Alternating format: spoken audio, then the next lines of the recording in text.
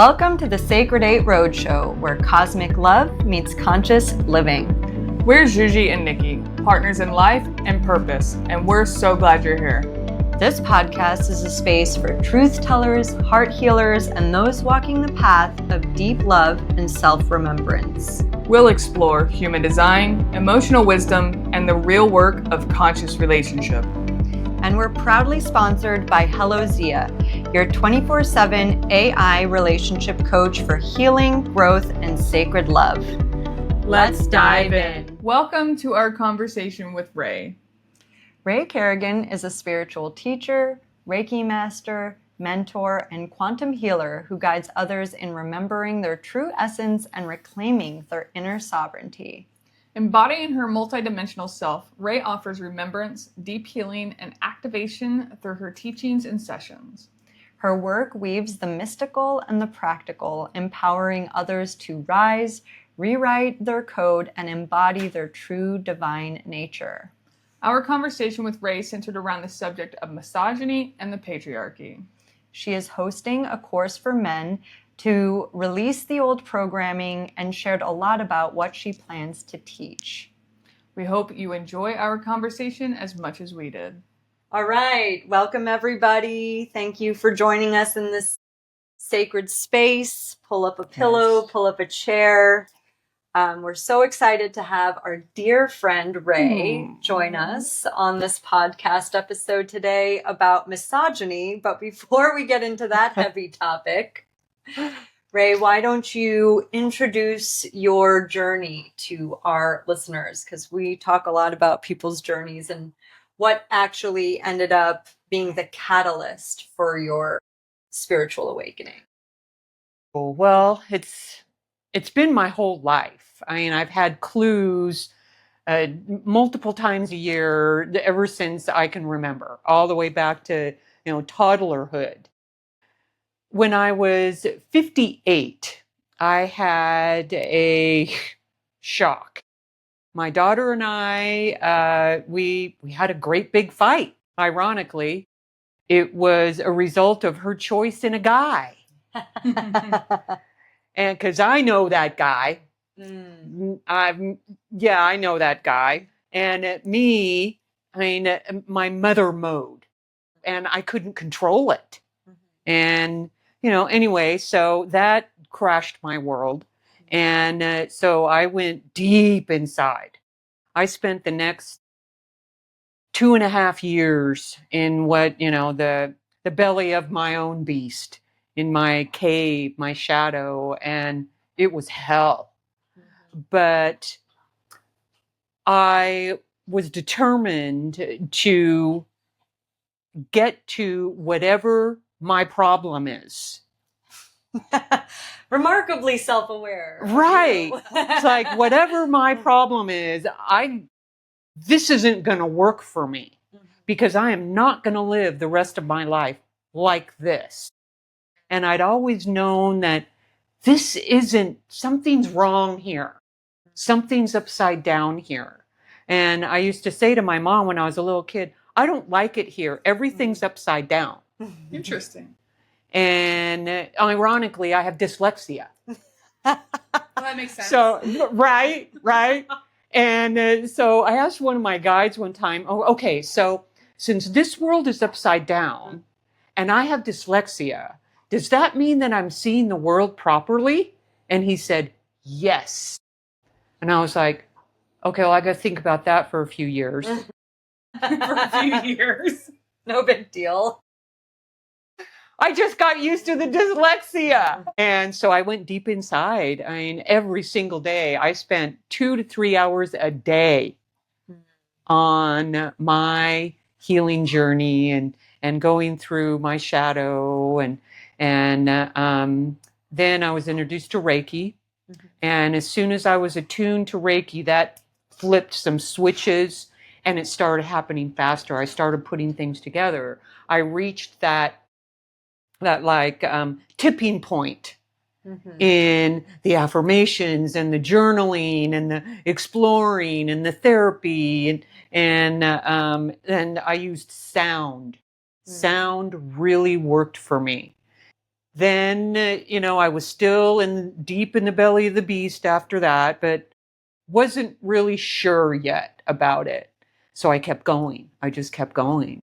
And then got in another relationship, and that's a whole other fiasco, but it did serve a purpose because it got me here to Mount Shasta. And even in all the mess, it got me here to Mount Shasta. And that first summer that I spent here, I didn't officially live here yet, but that first summer, I realized this is the only place I've ever been or lived that I felt safe. So that meant I could be grounded and all the way in my body. And so that was all I needed to know. I need to move here. If it's the only place I feel really safe, then I need to be here. And that first winter, it was dark. Because I still had a lot of debris left over before I could come out, so to speak. And I even came out beforehand, and we met that October. Yes. And I was jittery. I didn't notice, just so you know. I was terrified. Aww. And I didn't know anyone, but I knew I needed to do something. My guide kept saying, the center, called it the center. I'm like, what are you talking about? What's center? Center for Disease Control? Or somehow I don't think they're going to be receptive. But then we met and I started doing sound baths. And I was so nervous. Anyway, and that, because I kept doing the work, then all these meditations came, and then I started doing more and more events. And then people kept asking me, when are you going to teach a Reiki class?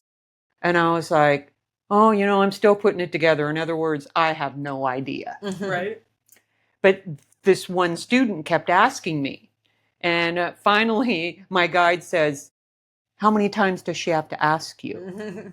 I'm like, okay, got it. Anyway, so that got started. And in the midst of putting all that together, and the channeling that began last year, Lord Serapis Bey came to me and he says, I want you to teach a class for me. And I was like, okay. You got it. I'm like, no problem. What are we talking about? He said, misogyny. And I was like, I was resistant. I was like, I don't know, this feels weird. A woman teaching men about misogyny, a woman teaching a woman, I can get that. And he says, oh, we'll get to that. And I was like, oh, okay, so there's more. Okay. Surrender. But okay. And and I put flyers out and let a lot of people know, and we'll see if there's any men brave enough to show up.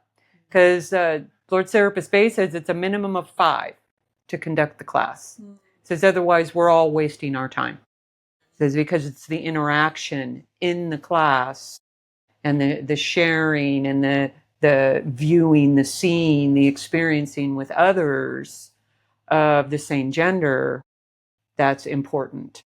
He says the women, you're not going to have any problem getting women. He says it's the so-called men that you're going to have trouble with. And I was like, yeah, that sounds normal.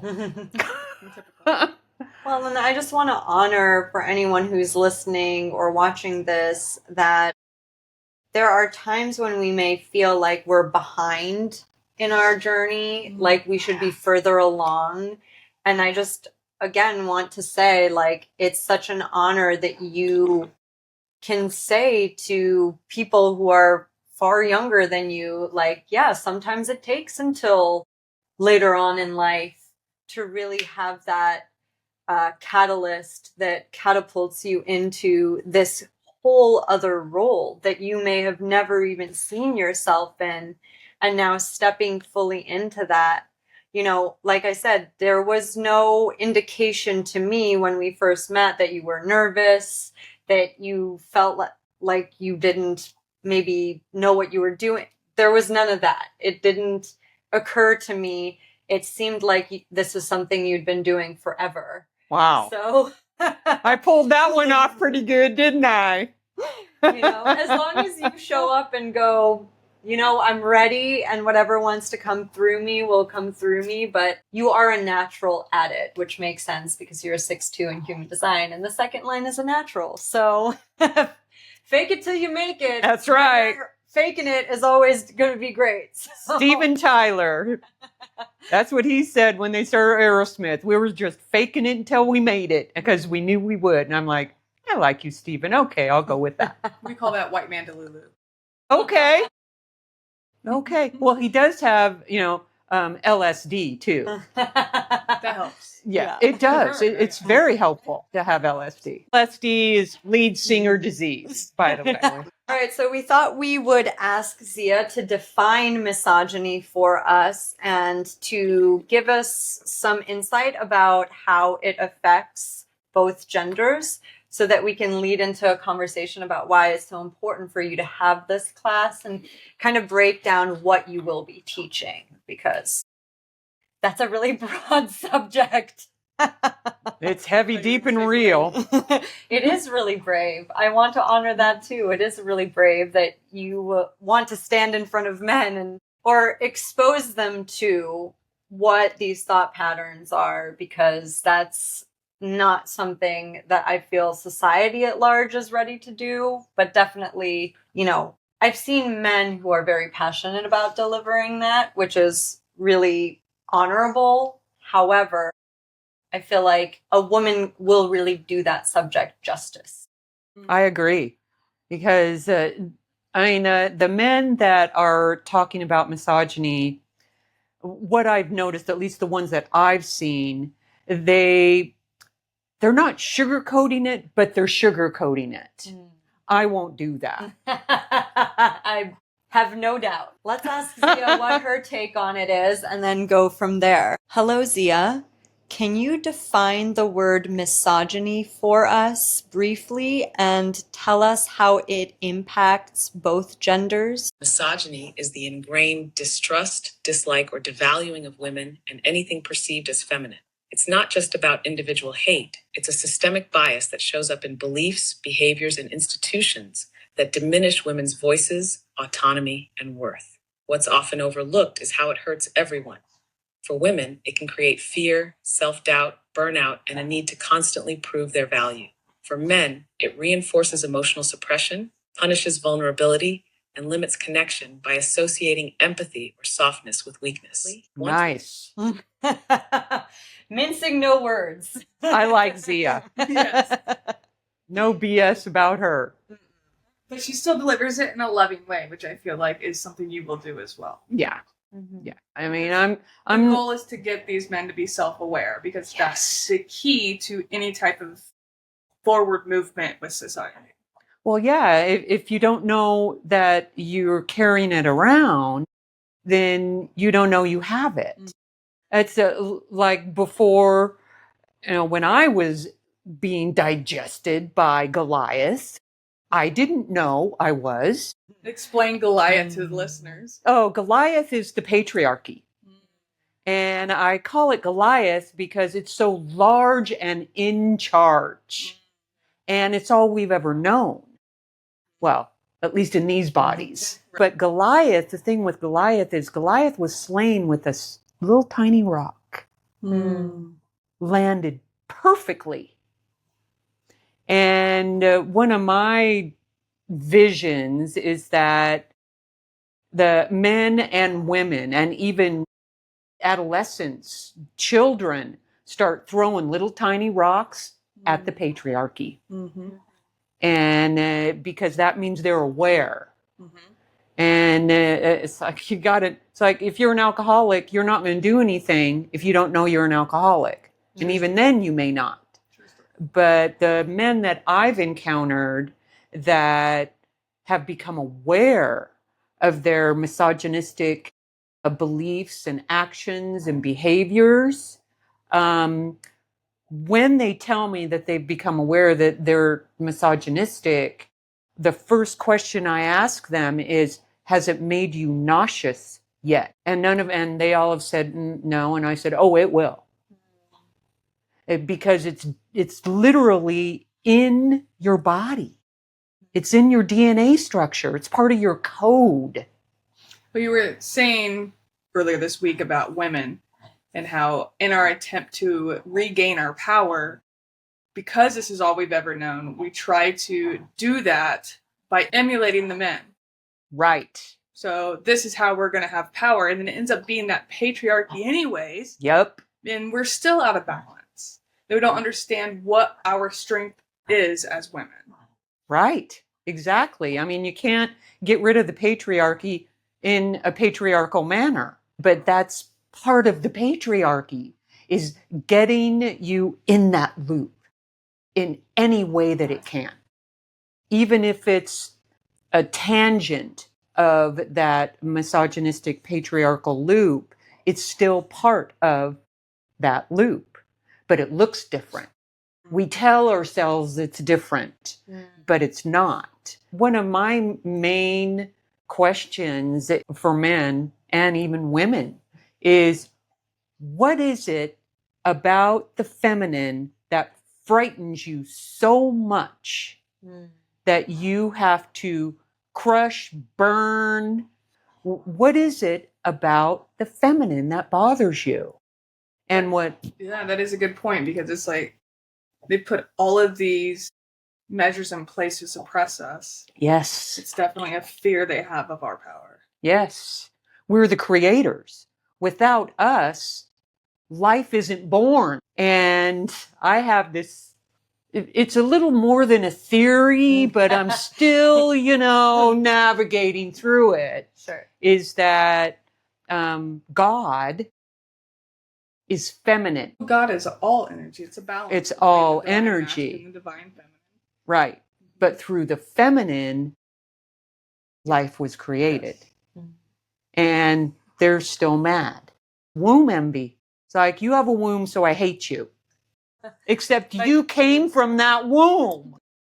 So are you saying that you hate yourself because you came from the womb, or you hate the womb, or the one? What is it that you're saying? And they don't know what they're saying, because they're just regurgitating what they've learned in every area of life. So one of the things that I teach women through human design is how to tune into their own inner knowing, so that they can let go of the conditioning that they've been taught. For most women, the reason why that's so complicated and layered is because we get a lot of different messaging, different inputs coming in, and it's confusing. So we're constantly trying to contort ourselves to fit somebody's narrative of who we're supposed to be, which I feel like is brought to us by the patriarchy, obviously. It is. Because it takes so much energy to do that. And if we're running around trying to fit into everybody else's expectations, of course, we're not going to be able to stand up to or say no to things that we don't want. And because as modern women, we're part of the workforce, that's a huge benefit to the workforce, that we don't know how to say no, or that we're too tired to even know the difference between being treated right and wrong. Yeah. So one of the things that I've started to really point out is how a lot of modern feminism is sponsored by the patriarchy. Yes, it is. So it's been sold to us in this way that it's meant to be empowering, and yet it's still the same thing, repackaged, rebranded, and sold for, a discount. Buy two, get one free. Exactly. So how do you feel the next wave of feminism is here to be those tiny stones throwing towards Goliath? Because I don't think, like you said, it's going to take a huge number. It doesn't mean every single woman on earth needs to wake up. They don't. It's really just about that critical mass, that tipping point, like you said, that will create that change. What do you see is still the flaw of feminism, and where are we moving toward? Well, first of all, that group of women, whatever that tipping point is, we have to get deeply in touch with, have a top-notch 12-star relationship with ourselves and our true nature, whatever that is. And the power of the feminine, and clean up our own misogyny inside first, because we have to come at the patriarchy as women. Leading with love instead of fear. Yes. Instead of, you don't need a hammer for everything. Oftentimes you just need a gentle touch. Most times. Yeah. That's what motivates people. Now, of course, you have to, maybe bring a hammer, but you don't have to use it. And with some of my clients, I've had to bring a hammer and say, you're bullshitting yourself. You do realize that, right? And so then we go through the process for them to be able to see how they're bullshitting themselves. Because I'm autistic as well, and I recognize patterns. And because of all the work that I've done, I reversed engineered everything. So I know exactly what to say to people, what questions to ask people to help them come to the truth that they're misogynistic or they're bullshitting themselves or something like that. And then I see it, and it's like, oh, there it is. That light just went off, and they get kind of a grimace on their face. It's like, oh, I'm like, exactly. Because it hurts all life. Not just men, women, children, animals, planet. I mean, come on now. That's what's making us an invasive species. The idea has been that leading with love is weakness. Right. And that's stepping into your feminine is weakness. Right. The weaker sex. But I think that any heterosexual marriage, I think any male will tell you the woman is not weak. Right. Especially when you make her mad. I also just want to say that the term autism is a very interesting one. I really enjoy what the kids are saying. They're calling it neurospicy.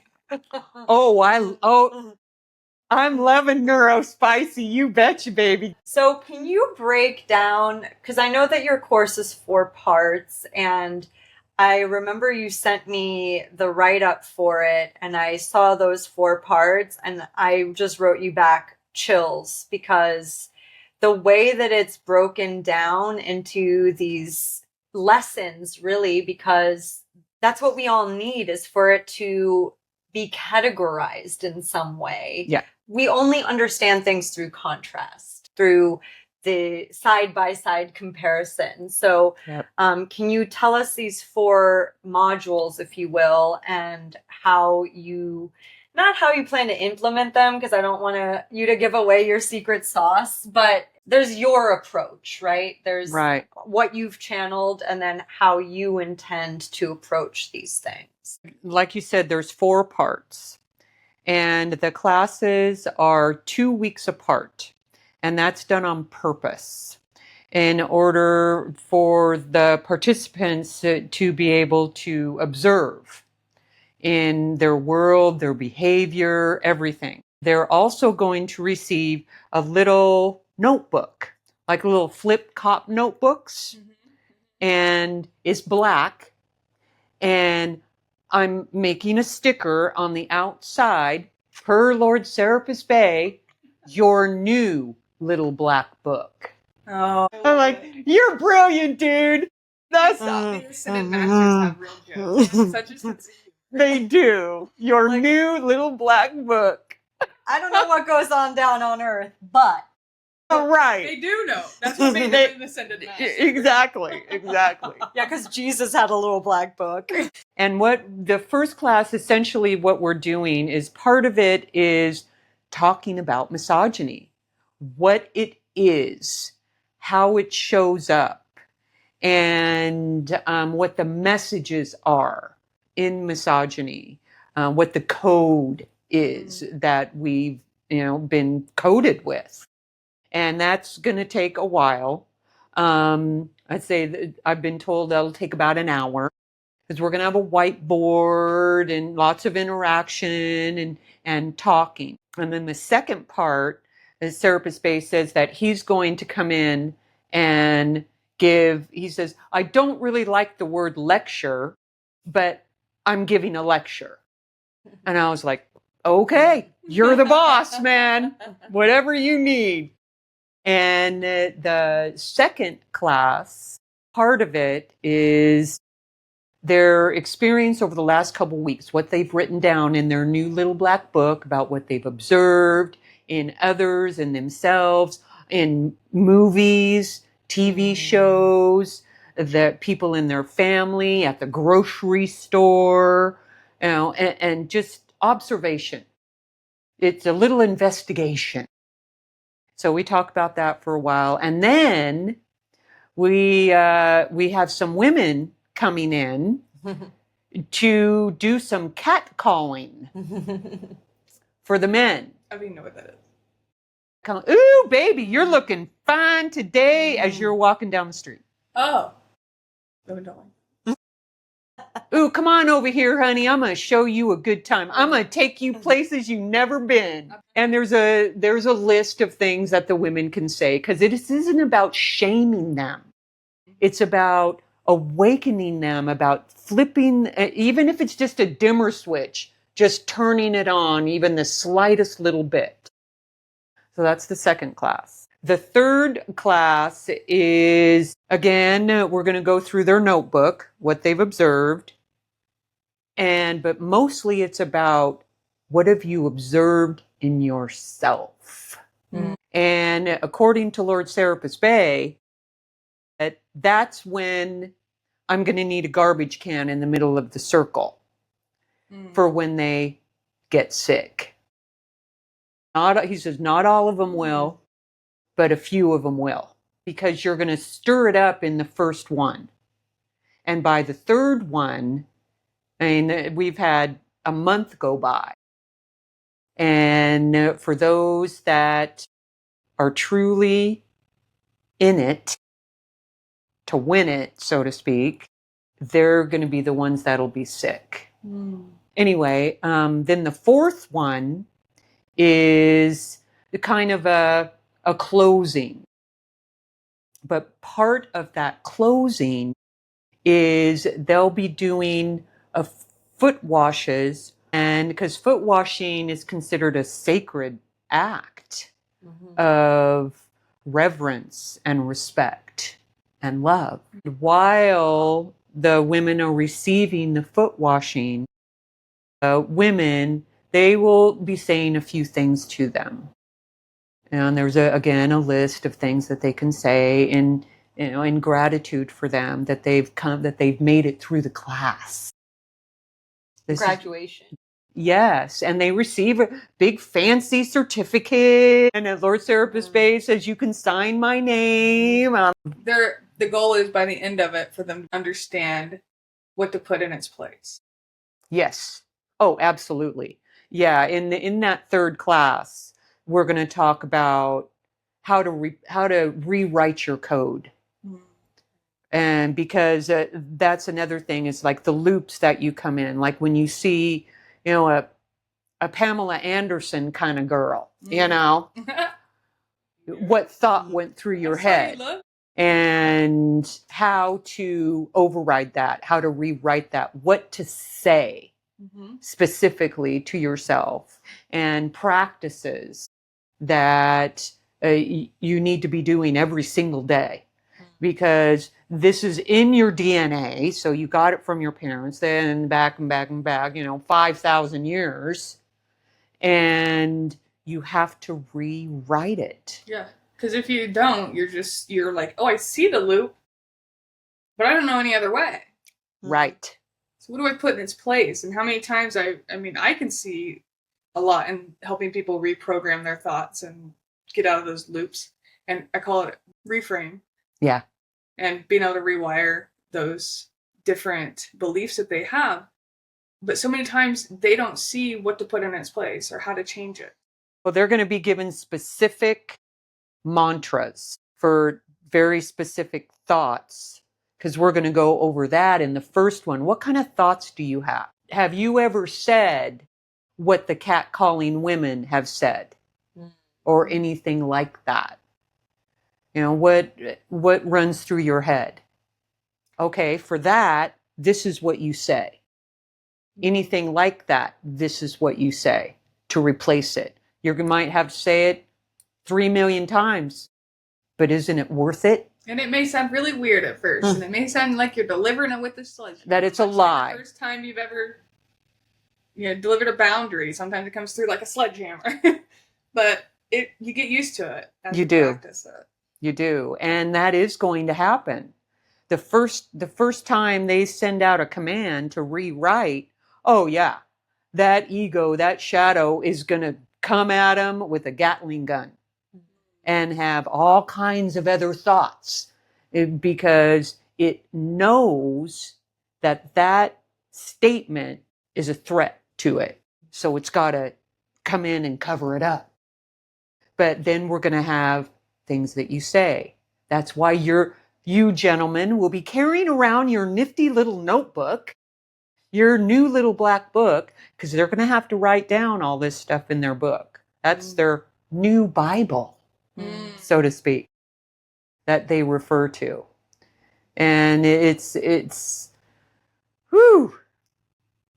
exciting, and just the possibilities of it are amazing to me. Now we'll see if there's any men out there that are brave to show up. Eventually they will.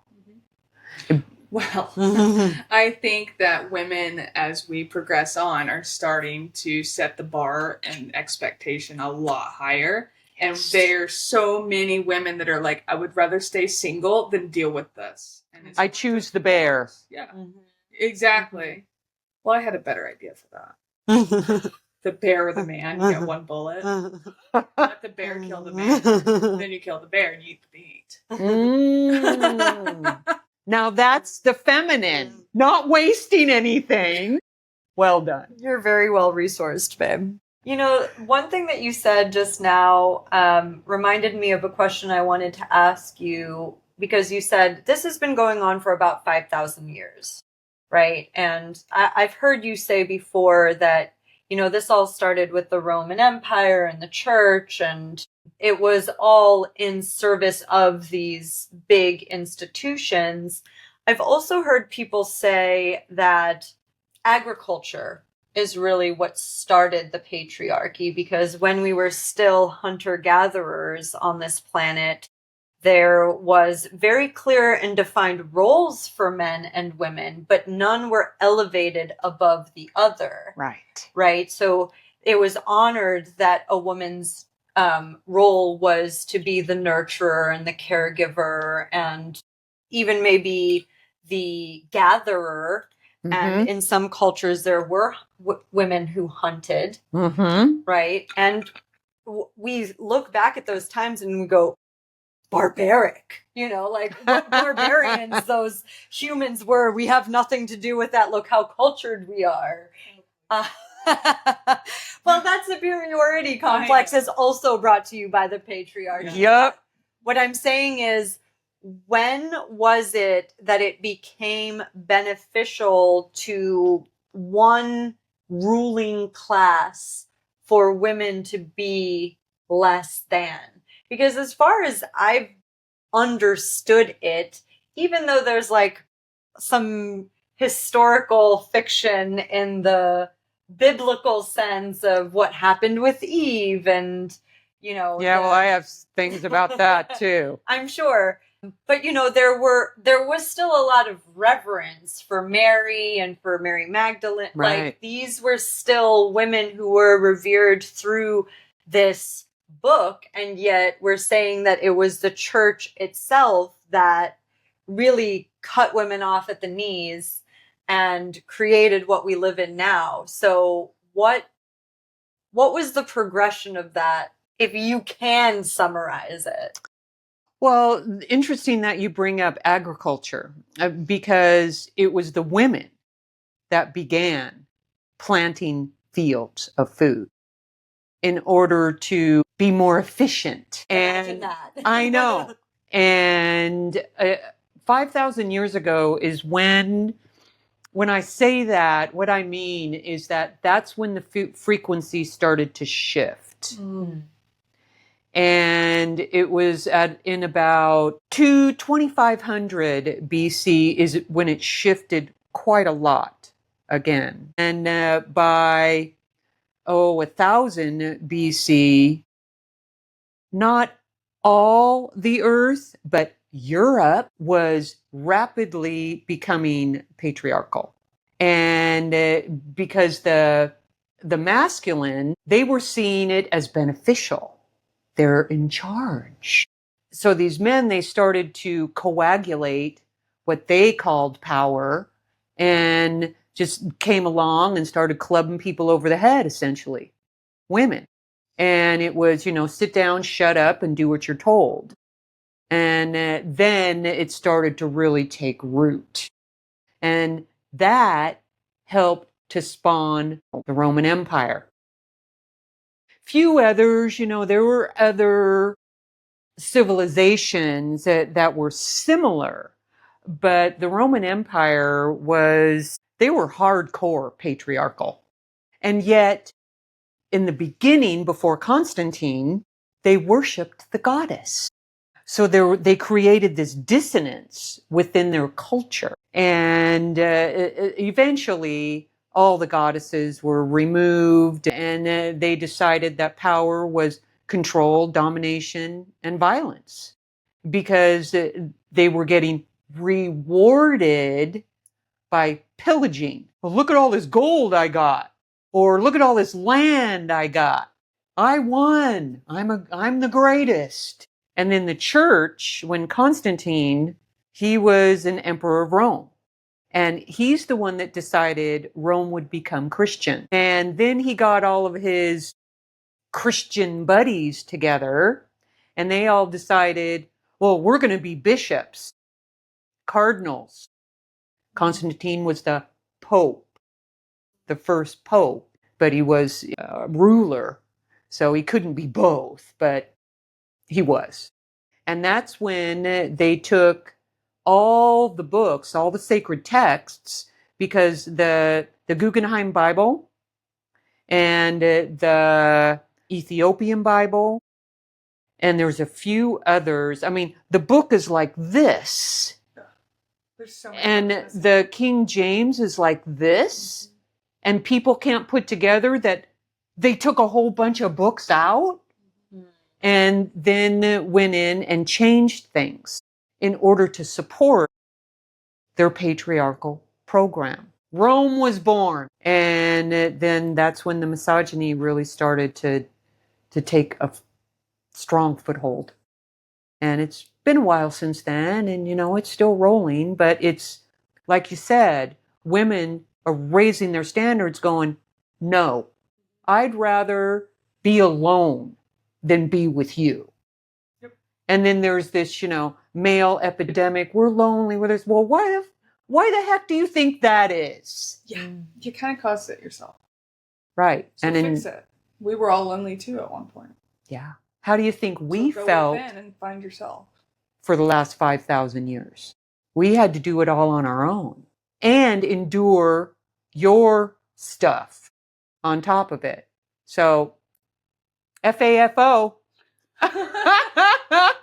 You used a word dissonance when it comes to this, like, worshiping of the goddess, but suppressing the feminine, and how these two things created, again, this mixed messaging that has kept us kind of off our axis as women because it doesn't make sense. And like, what is gaslighting? Gaslighting is making us feel crazy for why something that we're looking at doesn't make any sense.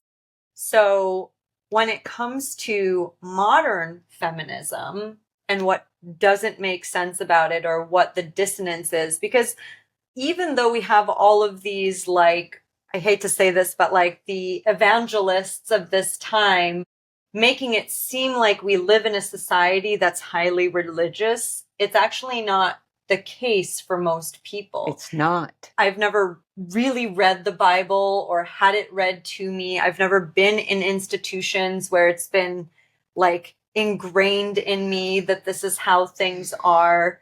I don't know how much you feel like you experience that, Nikki, but the idea is if that was the tool that was used initially to keep women subservient, but that's not really what's keeping our culture in that same pattern, then what is? What keeps the machine running? Yeah, the engine of misogyny. Habit.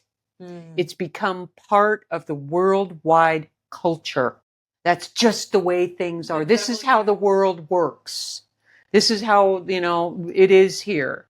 And in a sense, they're accurate. However, is this really working? And as sociologists are looking at it, there's actually studies being done on the patriarchy, the destruction of humanity. And what they're finding is that the patriarchy is a killer. It's like capitalism. It works for a long time and it looks really good, and then it just disintegrates because people start to see it for what it really is. And it turns into something, it's already toxic, but it turns into like a cancer. Literal and figurative. And it's the cancer that's eating away at humanity.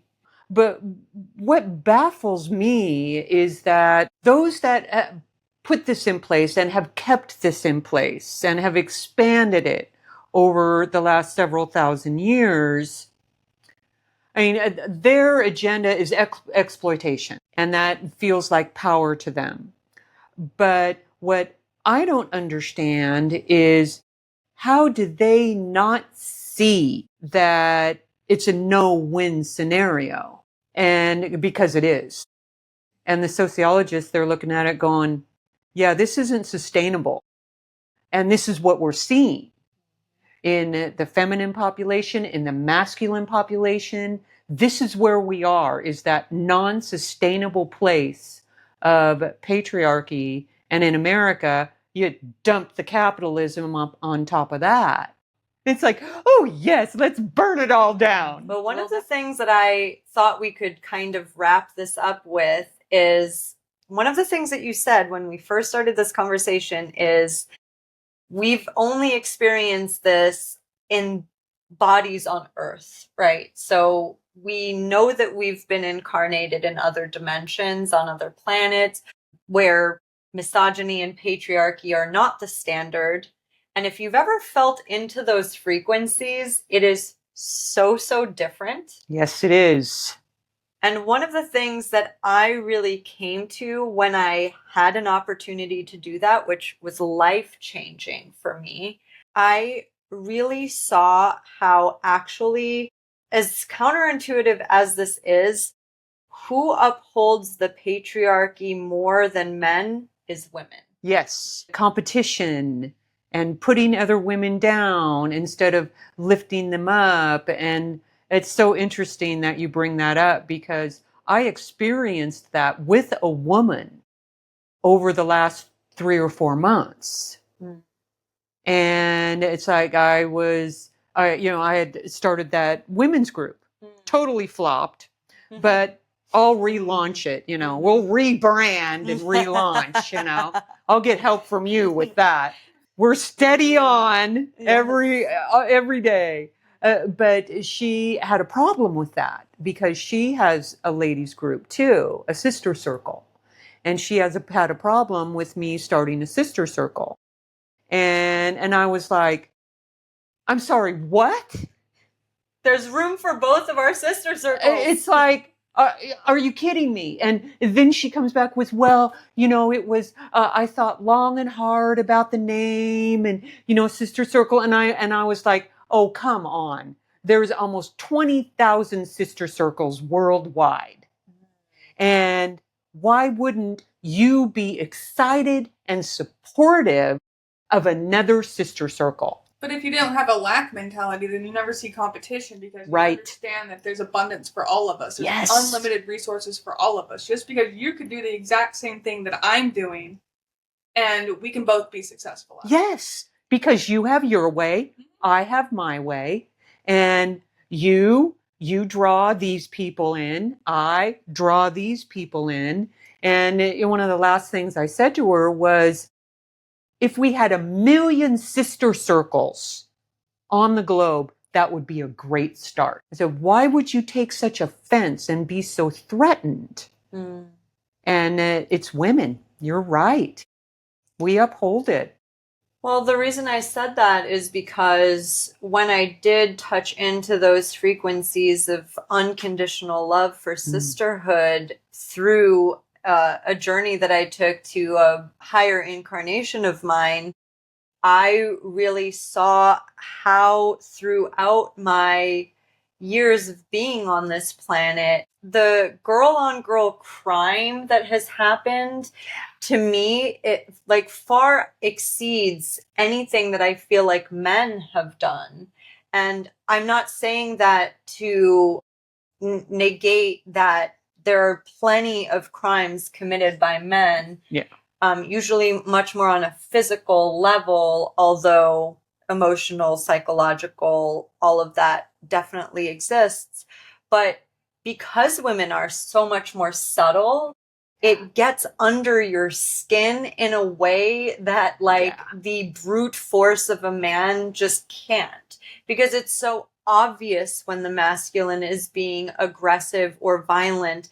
It's not so obvious when a woman's words or actions or just general behavior towards you, even though you have a sense of it, that it doesn't feel good or that it's not a frequency you want to be near, there's something so damaging about consistently experiencing that frequency from another woman, and then you yourself not being able to trust the feminine. Right. Which means you can't trust yourself. Right. And it's this betrayal. Being betrayed by your own gender. And it is, but that's part of the program itself, is to create that. Because inside Goliath, that's one of their first premises, one of their, in their top 10 premises is make sure that they don't trust themselves, especially the women, because we're the witches. And so they have to shut it down. And I consider every woman on the planet a sister. Some are closer sisters than others, but every single woman is a sister. And when there's that betrayal, that jealousy, that whatever it is, it's like a tick. It burrows in and starts to drain life force off of you. And it's hard to shake because of that betrayal. At least that's what it is for me. It's like, why would you even think that? What I've found is they think that because they're capable of that themselves. Thank you. Exactly. That's an excellent point. You can't think of something that you can't do yourself. But yeah, that's exactly what it is they would do it's within them, or she wouldn't be projecting it onto me, because I've never believed in competition. I was like, that's so much horse manure. I used to think when I was like in my early adolescence, I used to think, but aren't we all on the same team? Thank you. Aren't we all on the same? Doesn't that just Team make feminine. sense? Yeah, exactly. I'm such a Libra. And I felt the same way. It's like when I was growing up, adolescence was hell for me for lots of reasons. Yeah. I do feel like a capitalist society has direct overlap to patriarchy. And I only say that because part of my adolescence was spent in Hungary. So, we went back and forth, and I have a very distinct comparison to what it was like coming back to being a teenager in America and the stark contrast with which I was met. Oh, yeah.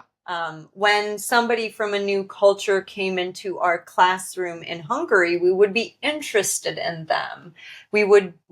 I wouldn't say welcome them, because obviously when somebody new comes in, it's always a challenge to feel that out, especially if you're a tight-knit group of students already.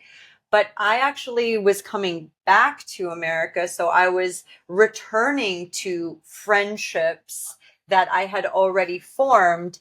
And honestly, I was not welcome with open arms. Now I was different. Now I was othered. Now I was an outsider.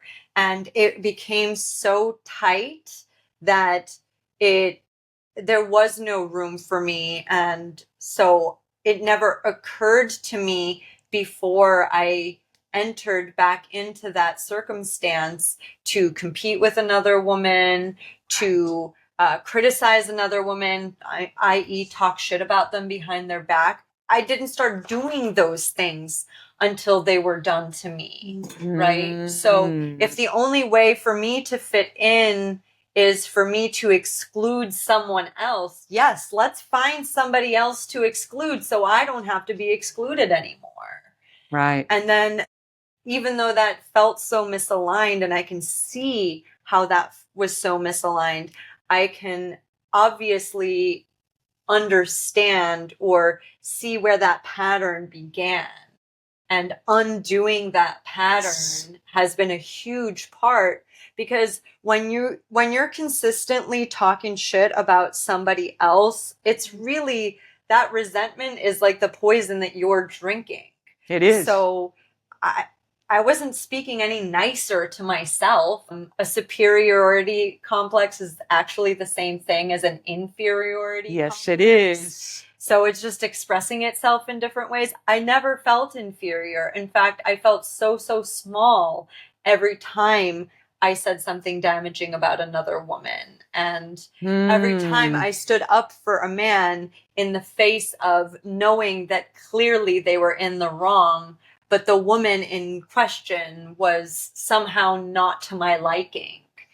And I think that we do, as women, if we're trying to release that hold of misogyny, also just have to forgive ourselves. Oh, yeah. The things that we've done. Unknowingly, unconsciously, all of that stuff. Well, when you're, deep inside the belly of the beast, you don't know you're in the belly of a beast. Yes. It's just dark. It's just dark. And you're feeling your way through, and especially during adolescence, which is a tumultuous show. Oh my God. I survived my own, which was a miracle. And I survived my daughter's, which that was a second miracle. So I believe in miracles for sure. But adolescence, it's so tumultuous, and you're trying to find your nature. And when you're ostracized like that, you, especially during that time, it's near impossible to not see yourself that there's something wrong with me, or they would let me in the circle.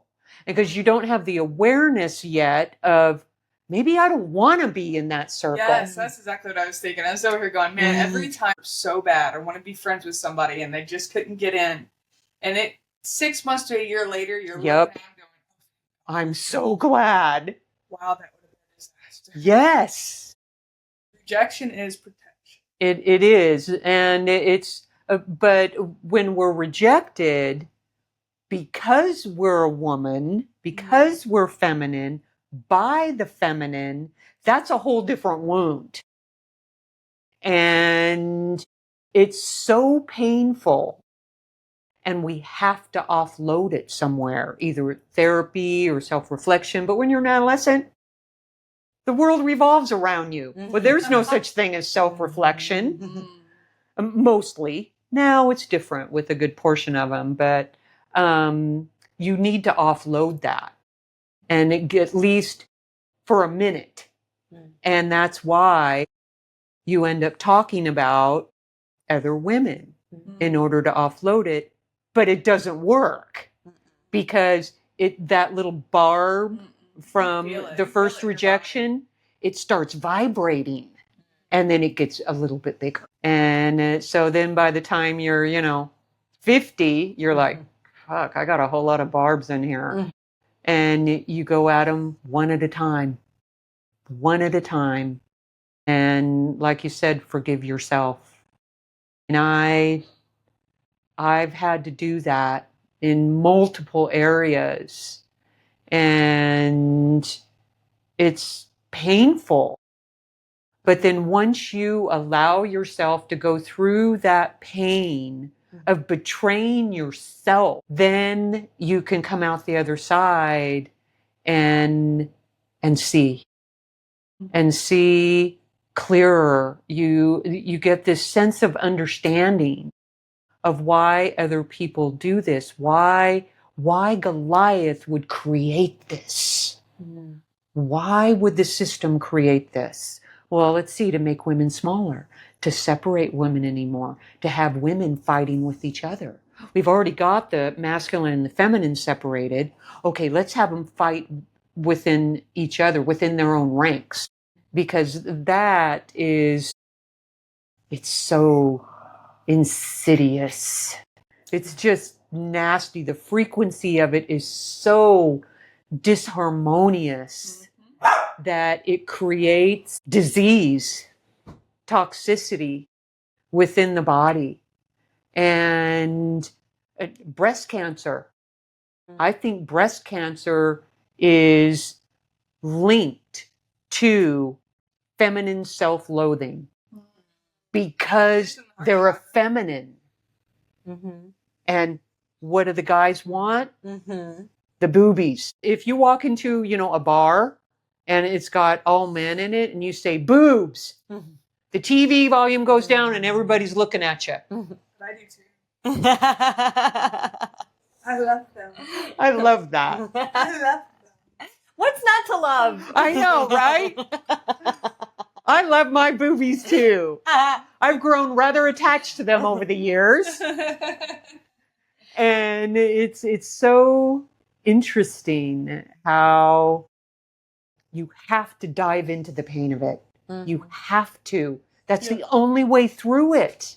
We've been going around it, trying to climb over it, trying to dig under it, going around this way, and it just keeps getting worse. The system literally makes you sick. But then you get into their medical industrial complex. Which is a whole other layer of Control. Well, control, capitalism, all of that stuff. Yep. Whereas every woman on earth who is in touch with the feminine understands that healthcare should just be a human right. Well, it is a human right. And it's asinine to me that they're allowed to make money off of that. It's disgusting to me. Yeah. It's just the epitome of vile. And that's why we're all here to be our own doctors. Well, Rae, I feel like this is a really beautiful place to wrap it up. Is there anything you would like to add? And then where can people find you? I would love for you to share that. It's going to be in the show notes, obviously, but... I feel privileged to have been able to go through the process that I created for myself. Well, with all the help of guides and guardians, I won't, you get your kudos. Thank you. But now that I went so deep into it and was so thoroughly committed and freaking iron will.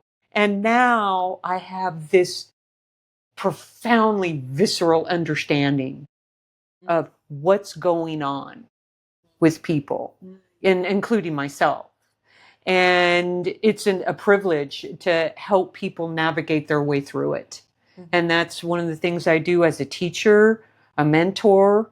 I'm a minister. So if anyone has, qualms about, oh my God, is it confidential? Yes, it is.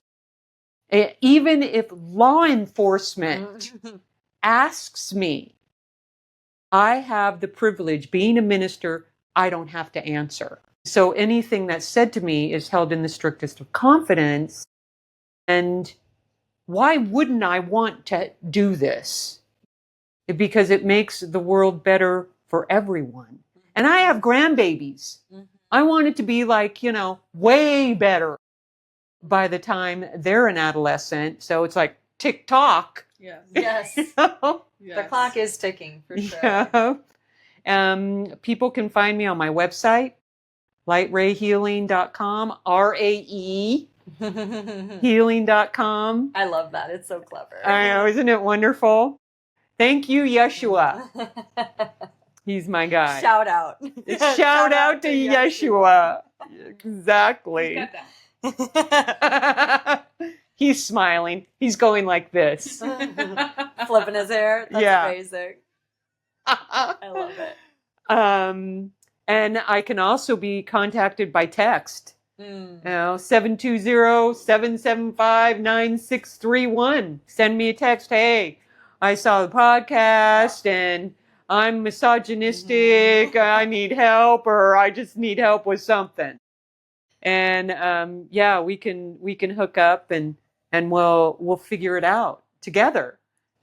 I'm also going to drop your social media in the show notes, because you do put some really amazing content into the world, and you are not afraid to tell the truth. No, that's what I'm here for. Exactly. Is to tell the truth. So if you don't want the truth, don't call me.